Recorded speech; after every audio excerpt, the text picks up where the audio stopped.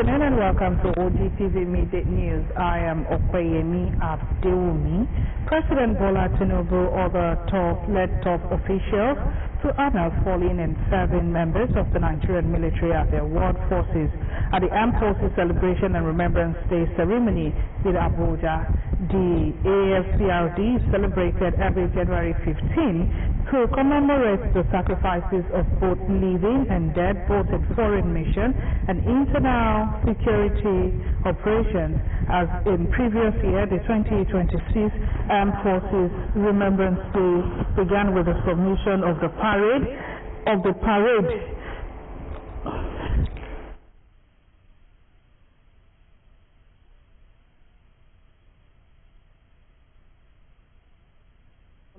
Tinubu, accompanied by the Commander Guard Brigadier General Adebisi Onosoya, a firing party thereafter led dignitaries to the Senator for the laying of wreaths. The last post was sounded in honor of fallen heroes as all present stood in respect. Special prayers were later offered by an imam and a chaplain for the repose of the souls of the departed and the protection of 7 personnel. This was followed by a minute of silence in honor of the fallen soldiers. Speaking to journalists after the event, the Minister of Defense, retired General Musa, emphasized the significance of honoring Nigerians' fallen soldiers, wounded personnel, 7 officials, and other families, noting that the country owes them continued appreciation and support. Home in Ogun State joined the rest of Nigeria to celebrate the 2026 Armed Forces Remembrance Day at the celebration held at the Arcade Ground. Abeokuta, Ogun State Governor Prince Dakpo Abiodun saluted the Nigerian Armed Forces as they continue to serve the country in spite of all the challenges, at the same time putting their lives forward for the unity and progress of the country. Bora Addison who has the details.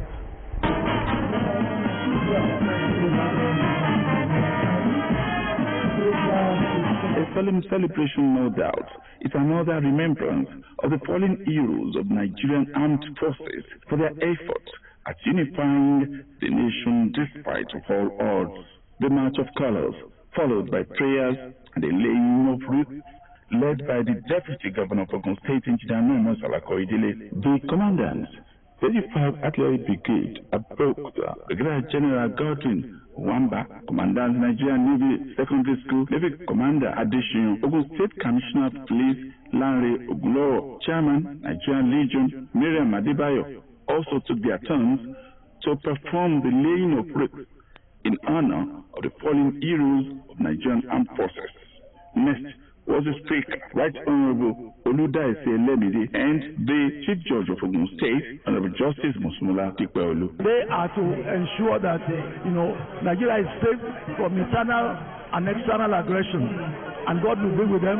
That's why we are celebrating today those who have laid down their lives in the past and who have done so well. Government on their part has a lot of role to play in terms of encouraging them by ensuring that their welfare is make a priority at this time. The Deputy Governor of Ogun State, Engineer Nomo Salakoidele, who represented the Governor of Ogun State, Prince Dakpo Abiodun, speaks on the significance of the day. His Excellency remarked at the human service and the church service. He reiterated the state's commitment to supporting our veterans at all times.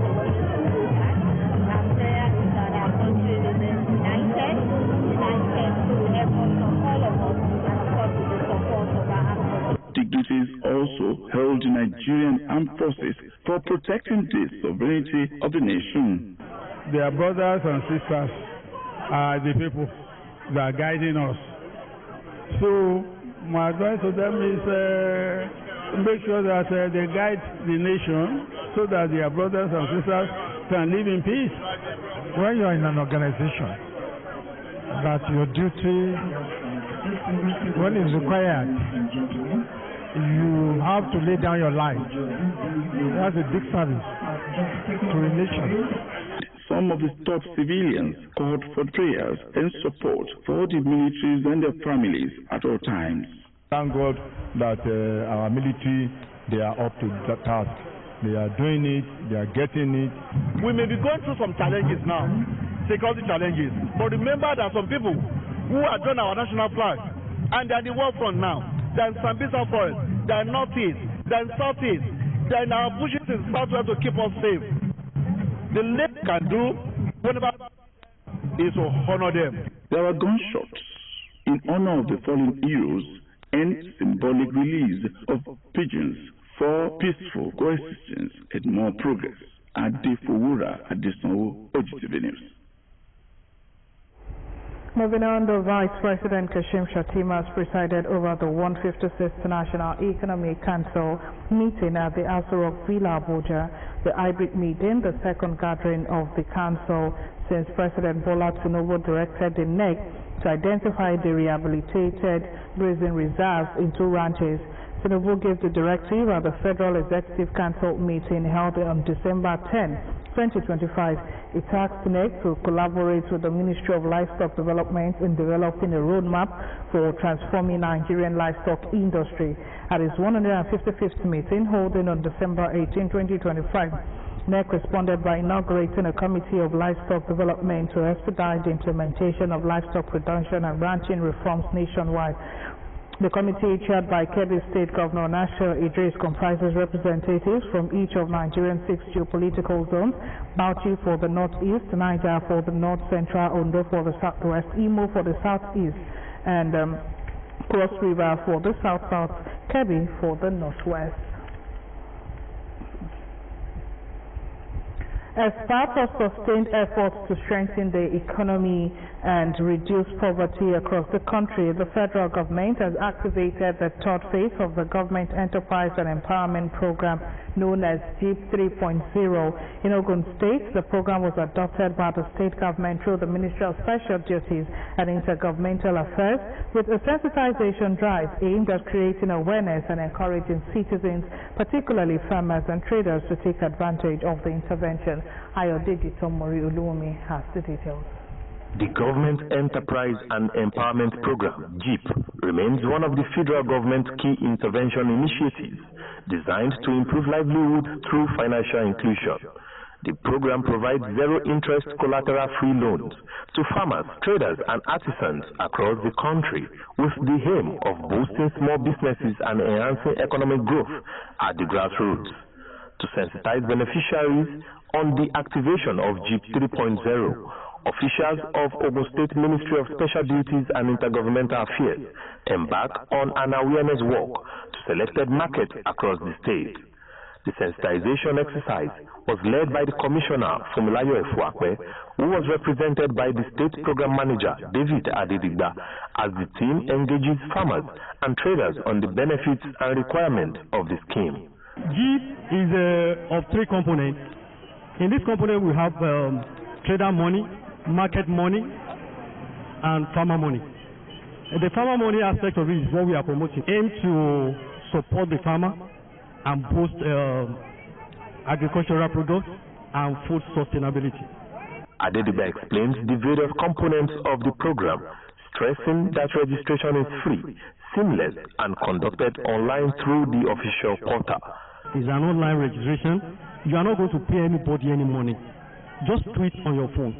The website is http://geep.gov.ng. All the necessary information about yourself, your biodata, will be registered there. You need to be equipped with your NIN, voter's card, or driver license. If you do it successfully and you are qualified, you are a true farmer, definitely you will benefit from the program. He urged farmers and other eligible citizens to take advantage of the opportunity to access financial support for their businesses.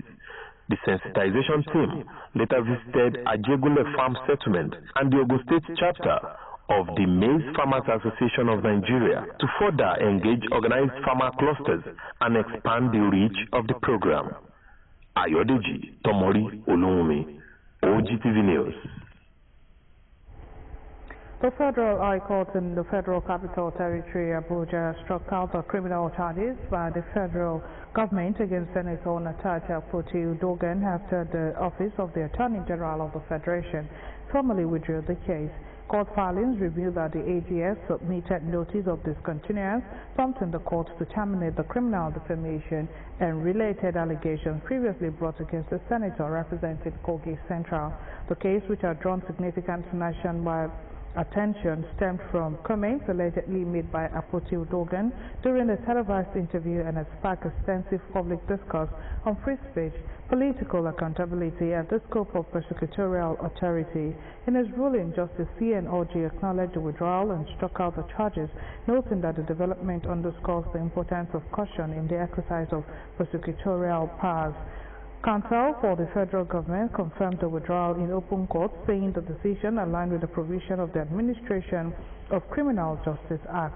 The striking out of the charges comes after months of legal controversy and sustained public discourse, during which several civil societies organizations criticized the prosecution, describing it as an attempt to stifle free speech and political engagement.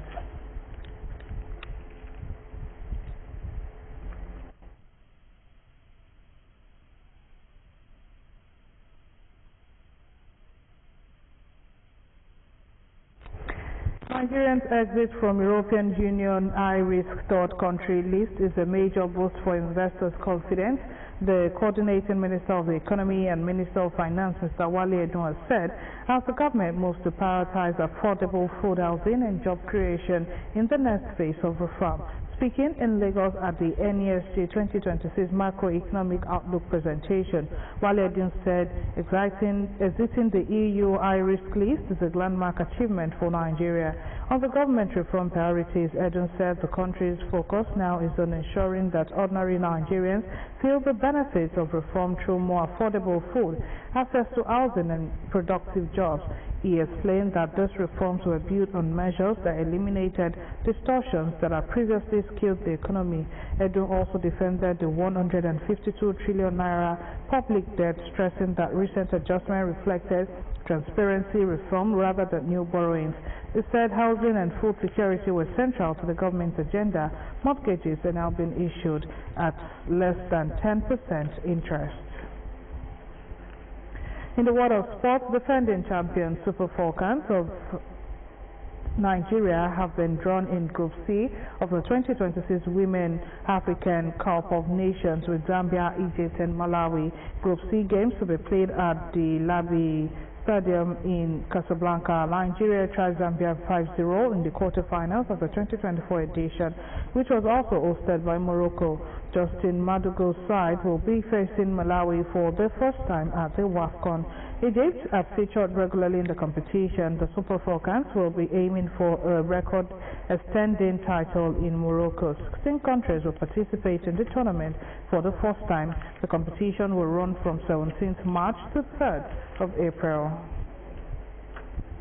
We now wrap up the news with the words of Abraham Lincoln. You cannot escape the responsibility of tomorrow by evading it today. And not to forget that you can watch us live on our website on www.ogtv.com.ng/live. And for the latest news and reports, you can also check us on our platform X at Ogun TV, Facebook at Ogun State Television, YouTube at OGTV Abeokuta, and on TikTok